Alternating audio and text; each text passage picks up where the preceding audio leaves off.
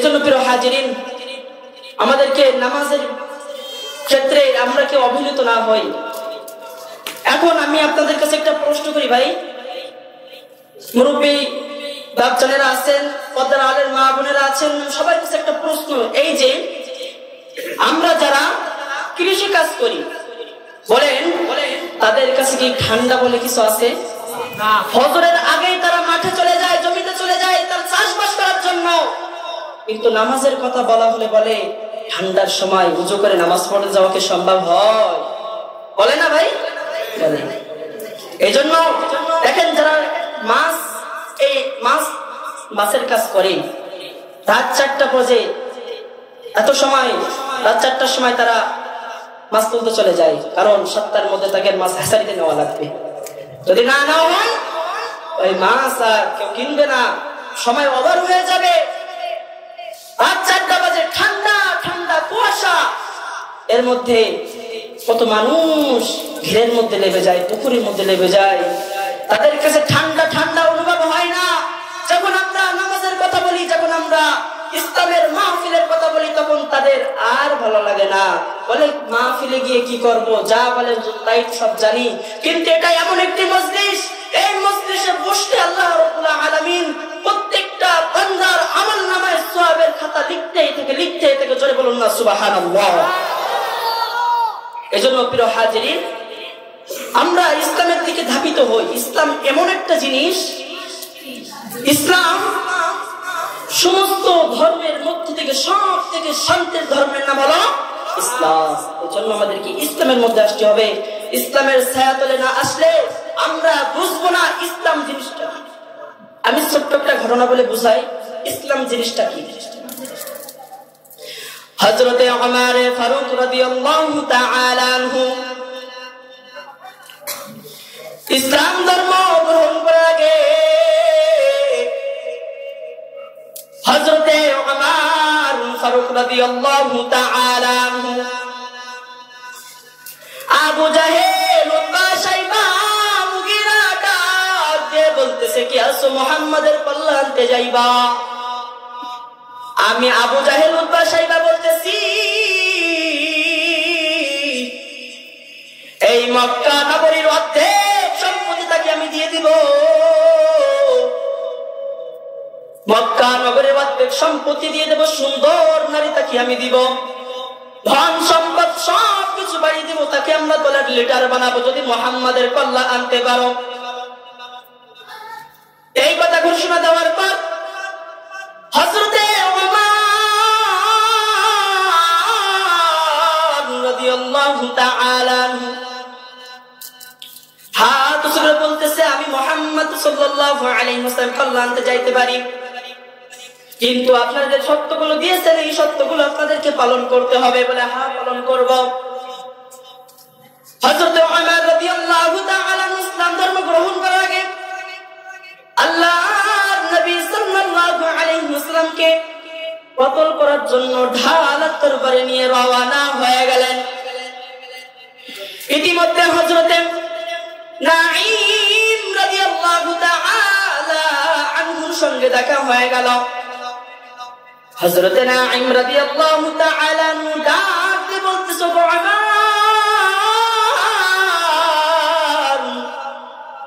তুমি এখন কোথায় যাইতেছো? হযরত ওমর ডাক দিয়ে বলতেছে আমি মুহাম্মাদের কল্লা আনতে যাইতেছি। হযরত নাঈম রাদিয়াল্লাহু তাআলা আনহু বলতেছেন তুমি যে মুহাম্মাদের কল্লা আনতে যাইতেছো তোমার পরিবারের দিকে কি তুমি কখনো লক্ষ্য করেছো? বলে কেন, কি হয়েছে? বলে তোমার বোন এবং তোমার ভগ্নিপতি দুজনই মুসলমান ধর্ম গ্রহণ করছে। এখন হযরত ওমর ফারুক রাদিয়াল্লাহু তাআলা মাথা গরম হয়ে গেলেন। তিনি আর মুহাম্মাদের দরবারে না গিয়ে ঢুকলেন কোন দিকে? তার বোনের বাসার দিকে।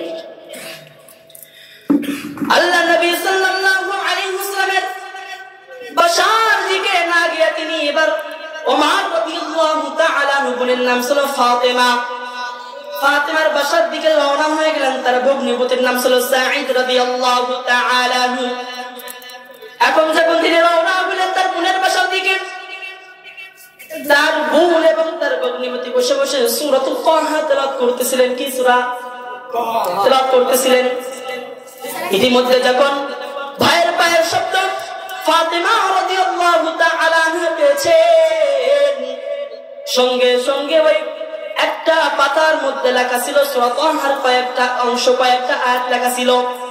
সঙ্গে সঙ্গে ওই পাতাটা একটা লোকালয় জায়গায় আটকায় রাখলেন যেন ভাই এসে না দেখতে পায়।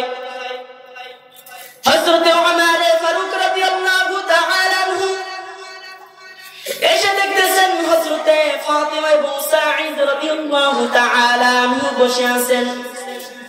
হযরত ওমর ফারুক রাগান্বিত হয়ে তরবারির খাপ থেকে তরবারি বের করে বলতেছেন, এ ফাতেমা, তুমি নাকি ইসলাম ধর্ম গ্রহণ করেছো? বলে হ্যাঁ, আমি ইসলাম ধর্ম গ্রহণ করেছি। বলে সাঈদ নাকি ইসলাম ধর্ম গ্রহণ? বলে হ্যাঁ, ইসলাম ধর্ম গ্রহণ করেছে।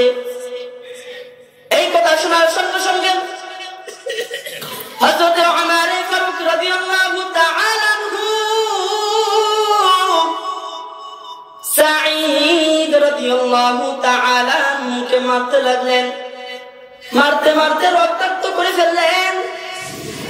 এমন সময় তার বোন ফাতেমা তার স্বামীকে বাঁচানোর জন্য ঠেকাইতে গিয়েছেন। স্বামীকে ঠেকানোর জন্য স্ত্রীও গায়ে ক্ষতবিক্ষত হয়ে গেলেন। এমন অবস্থায় হযরত ওমর রাদিয়াল্লাহু তাআলা আনহু ডাক দিয়ে বলতেছেন, তোরা বল ইসলাম ধর্ম ছাড়বি না আমার হাতে মৃত্যুবরণ করবি?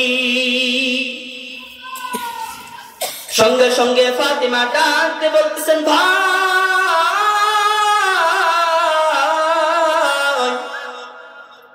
আপনি যদি আমাকে মারতে মারতে দুনিয়া থেকে চিরবিদায় করে দেন, ভাই, আমি যে ইসলাম ধর্ম গ্রহণ করেছি এতে যে এত শান্তি, এত খুশি আমি আছি, আমি আর ওই বেদুইনদের ধর্মে যেতে চাই না গো ভাই। ভাইয়ের বোনের কথা শুনে ভাইয়ের দিলটা নরম হয়ে গেল। বোনের কথা শুনে ভাইয়ের দিলটা কেমন জানি নরম হয়ে গেল। হযরত ওমর ফারুক রাদিয়াল্লাহু তাআলা আনহু ওখান থেকে চলে গেলেন মুহাম্মদ রাসূলুল্লাহ সাল্লাল্লাহু আলাইহি ওয়াসাল্লামের দরবারে। হযরত আবু বকর, হযরত হামজা রাদিয়াল্লাহু তাআলা আল্লাহ নবী সাল্লাল্লাহু আলাইহি ওয়াসাল্লামের বসা আছেন। হযরত হামজা রাদিয়াল্লাহু তাআলা বলতেছেন, ইয়া রাসূলুল্লাহ,